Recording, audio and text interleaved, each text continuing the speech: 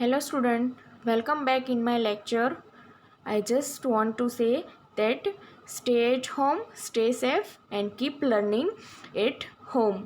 Okay तो previous lectures में हमने देखा है कि दो टाइप्स के रिप्रोडक्शन होते हैं।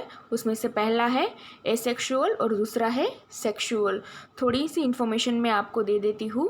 पहले का हम याद कर लेते हैं, रिवाइज कर लेते हैं कि भाई सेक्सुअल रिप्रोडक्शन में होता क्या है, what's going on in the sexual reproduction. Sexual reproduction का मेन मतलब यही है कि एक मेल बॉडी होती है और एक फीमेल बॉडी होती है और दोनों क्या होता है, मियोसिस के थ्रू अपने अपने गैमेट फॉर्मेशन करते हैं और इन गैमेट का फर्टिलाइजेशन होकर के एक दूसरी नई लिविंग ऑर्गेनिज्म की बॉडी प्रोड्यूस होती है। और एसेक्सुअल रिप्रोडक्शन में क्या होता है, एसेक्सुअल रिप्रोडक्शन में होता है कि अगर हम किसी भी एक प्लांट और सेल को ले लेते हैं तो उसमें क्या होता है कि उसी प्लांट और उसी सिंगल सेल में से रिप्रोडक्शन होता है और within a one parent reproduction होता है और प्रोजेनी जो उसकी प्रोड्यूस होती है वो उसकी क्लोन बनती है या फिर हम बोल सकते हैं रेमेट, उसकी क्या होती है, रेमेट बनती है। तो अभी हमने प्रीवियस लेक्चर में देखा दो टाइप के एसेक्सुअल रिप्रोडक्शन। उसमें फर्स्ट था बडिंग एंड दूसरा है बाइनरी फिशन। तो हमने देख लिया है कि बडिंग क्या होता है, what is budding and what is binary fission. In budding the organism form a bird and by bird when bird have a favorable weather or favorable condition, it gets ferment and gives us living organism body. Okay, and what is happen in binary fission? In binary fission, first of all, nucleus is divided into two nucleus further, and then plasma membrane is divided and form two new progeny daughter cell. Okay, so this binary fission is take place especially in the amoeba and the unicellular organism. उसके बाद हमने देखा कि different type के organism में asexual reproduction कैसे होगा, वो किसके ऊपर डिपेंड करता है, उसका जो सराउंडेड वेदर है और उसकी जो इंटरनल पोजीशन है उसके ऊपर डिपेंडेंट है कि एसेक्सुअल रिप्रोडक्शन होगा कैसे। तो अमीबा में एक और थियरी हमने पढ़ी कि इंसिस्टेशन एंड स्पोर्युलेशन। जब भी फेवरेबल कंडीशन नहीं होगी तो अमीबा क्या करेगी, इंसिस्टेशन करेगी। इंसिस्टेशन मीन्स कि सिस्ट का फॉर्मेशन। क्या होता है, सिस्ट का फॉर्मेशन। सिस्ट के ऊपर मतलब अमीबा की बॉडी के ऊपर एक हार्ड लेयर बन जाता है, 3 to 4 लेयरिंग बन जाता है और hard structure, spore like structure बना देता है अपनी बॉडी का और उसको बोलते हैं हम एंसिस्ट्रेशन और उस सिस्ट को बोलते हैं अमीबिक सिस्ट।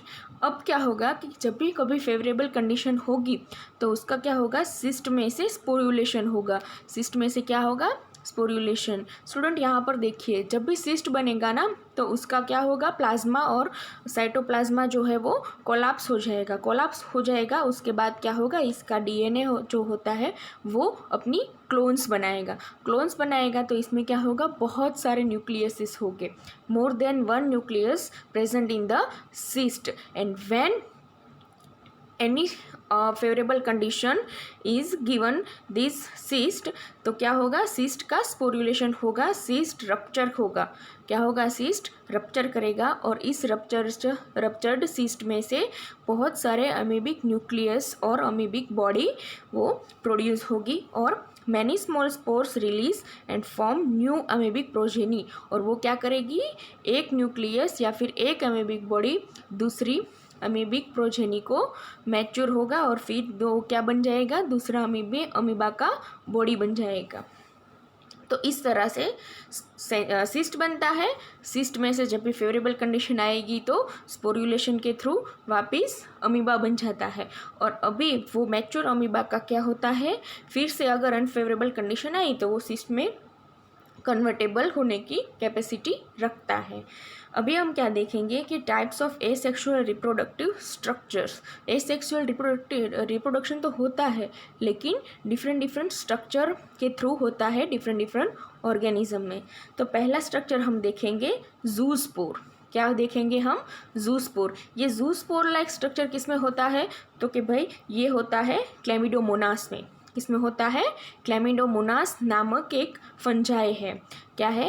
क्लैमिडोमोनास एक फंजाई है। हमने देखा ना 11th स्टैंडर्ड में डिफरेंट किंगडम, उसमें फंजाई भी था, और फंजाई में हमने पढ़ा था क्लैमिडोमोनास पढ़ा था, और ये ईस्ट भी हमने पढ़ा था। तो आपको थोड़ा थोड़ा तो याद ही होगा, लेकिन मैं आपको ड्रॉ करके दिखा देती हूँ कि जूस्पोर एक्चुअल में होता कैसा है।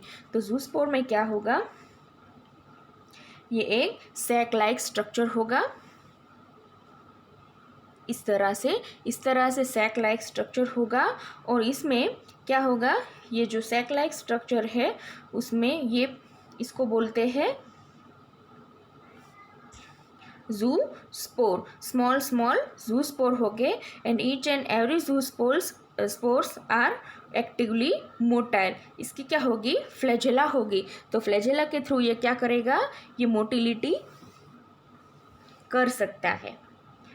ठीक है, ये देखिए इस तरह से। Each and every zoospores are actively motile, and its motility is depends on its flagellate structure। अभी दूसरा है कोनिडिया। दूसरा स्ट्रक्चर कौन सा है? कोनिडिया। तो क्या होता है स्टूडेंट्स? ये देखिए, ये आपकी फंजाई की हाइफी है। फंजाई की बॉडी को हम क्या बोलते हैं? हाइफी बोलते हैं, या फिर फ्रेगमेंट बोलते हैं। तो फ्रेगमेंट और हाइफी का ये जो स्ट्रक्चर है उसके ऊपर ऐसे ये सेल्स है। क्या है? फंजाई के ये सेल्स है, ये सेप्टेड हाइफीज है। ये जो है वो न्यूक्लियस है। इस तरह से सेल क्या होते हैं? कोलैप्स होते जाते हैं, और ऊपर की साइड जो सेल जाते हैं वो और कोलैप्स होते जाते हैं, और क्या बनता है? कोनिडिया बन जाता है।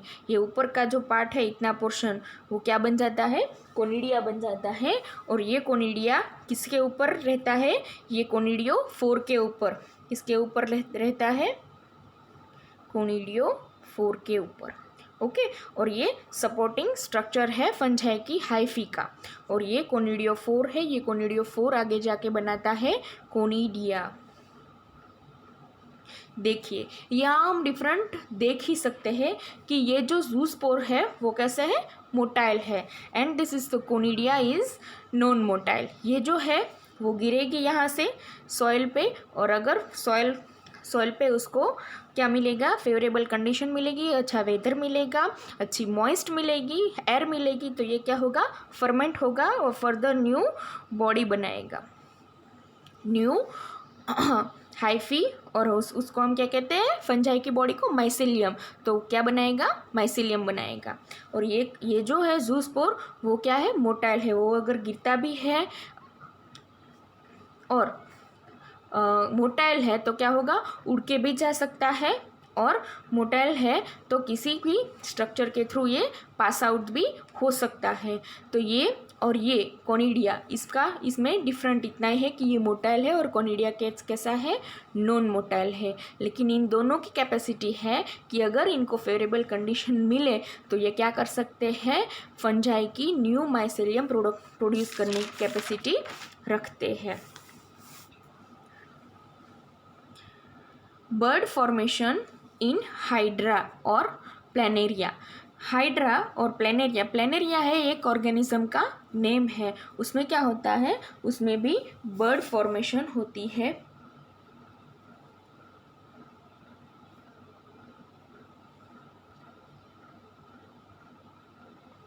ये जो है क्या है? हाइड्रा की बॉडी है। ये है वो, ये सकर्स है। इसमें से क्या होता है? ये बर्ड का फॉर्मेशन होता है। क्या होता है? यहाँ पे बर्ड का फॉर्मेशन होता है। अगर ये बर्ड यहाँ से सेपरेट होके ज़मीन पर गिरती है, सॉइल पे गिरती है और इसको favourable condition, moist soil, oxygen वगैरह मिल जाए तो ये क्या कर सकती है? पूरी की पूरी ये हाइड्रा की बॉडी न्यूली प्रोड्यूस कर सकती है। तो ये हो गया बर्ड में से ये पूरा का पूरा ऑर्गेनिज्म का फॉर्मेशन हो सकता है। तो बर्ड फॉर्मेशन इन हाइड्रा उसका एग्जाम्पल है वो ऑर्गेनिज्म को हम बोलते हैं प्लेनेरिया। तो प्लेनेरिया में ऐसे बर्ड फॉर्मेशन के थ्रू एसेक्सुअल रिप्रोडक्शन होता है। उसके बाद होता है ग्रेन्यूल्स इन स्पॉन्जेस। स्पॉन्ज जो हम बोलते हैं ना, स्पॉन्ज वो क्या है कि सी में पाया जाता है। स्पॉन्ज किस में पाया जाता है? सी में, सी वाटर में पाया जाता है। मोस्ट ऑफ सी वाटर में स्पॉन्जेस पाए जाते हैं। तो उसमें भी एसेक्सुअल रिप्रोडक्शन होता है।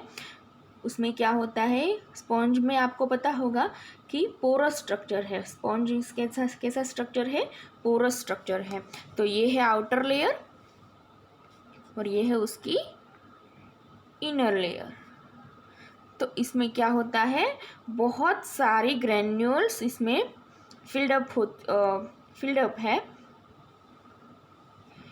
ये ग्रेन्यूल्स अगर यहाँ से बाहर निकलेगी और कहीं पे गिर जाएगी और उसको फेवरेबल कंडीशन अगर मिलेगी तो क्या होगा? ये जो स्पॉन्जी की स्ट्रक्चर है, स्पॉन्ज बॉडी है, वो क्या होगी?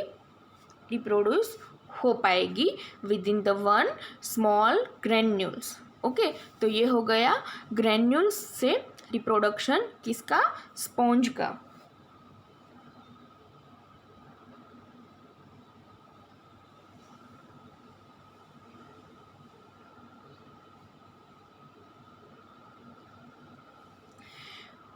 किसी ऑर्गेनिज्म में ये कैपेसिटी है कि वो क्या होता है, उसमें क्या होता है कि प्लेनेरिया अगर हम ले फर्दर प्लेनेरिया अगर हम ले तो उसकी बॉडी जो होती है इस तरह से, इसमें अगर मैं यहाँ से और यहाँ से कट लगा दूँ, क्या कर दूँ? यहाँ से और यहाँ से कट कर दूँ, तो क्या होगा? ये कैपेबल है कि अपनी बॉडी का जो भी कट आउट पार्ट है, जो भी उसका बॉडी का पार्ट कट हो चुका है, वो कैपेबल है कि उसको फिर से फॉर्म कर सकता है। तो उसको हम बोलते हैं मॉर्फाइलेक्सिस। तो whole body formation with the one fragment. इसके क्या हो गए? 3 फ्रेगमेंट हो गए। ये देखिए 1, 2 और 3। अगर मैंने ये एक फ्रेगमेंट ले लिया तो इसकी कैपेसिटी है कि ये एक फ्रेगमेंट में से पूरी की पूरी बॉडी अपनी बना देगा। ओके, तो ये क्या हो गया? मॉर्फाइलेक्सिस। ये क्या है? मॉर्फाइलेक्सिस। और एपीमॉर्फाइलेक्सिस क्या है? Whole body formation from one tiny fragment. Whole body formation इसमें क्या है? मॉर्फाइलेक्सिस में है whole body formation from the one small fragment. And in epimorphalepsis, what is happen in whole body? One fragment is cut. If one fragment is cut, अगर एक fragment cut हो चुका है तो ये फुल होल बॉडी कैपेबल है कि अपना वो फ्रेगमेंट न्यू फ्रेगमेंट, यहाँ मैं लिख रही हूँ कि ये न्यू फ्रेगमेंट है, तो आपको समझ में आ जाएगा कि ये न्यू फ्रेगमेंट है। तो क्या करती है? बॉडी कैपेबल है अपना न्यू फ्रेगमेंट बनाने के लिए, रिप्रोड्यूस करने के लिए। तो इस टाइप की रिप्रोडक्शन को हम बोलते हैं मॉर्फाइलेक्सिस और एपीमॉर्फाइलेक्सिस। ये किस ऑर्गेनिज्म में होती है? तो ये भी होती है किसमें? प्लेनेरिया में होती है।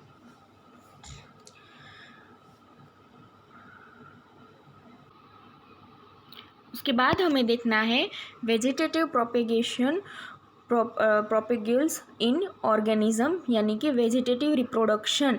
वेजिटेटिव रिप्रोडक्शन का मीनिंग क्या होता है स्टूडेंट? कि अगर हम एक प्लांट बॉडी ले तो उसमें से ही उसके किसी ना किसी पार्ट में से ही फुल प्लांट, होल प्लांट बन जाएगा और होल प्लांट प्रोड्यूस हो जाएगा। उसको हम बोलते हैं vegetative reproduction. We will see in my next lecture. Bye bye, see you and stay safe and stay home.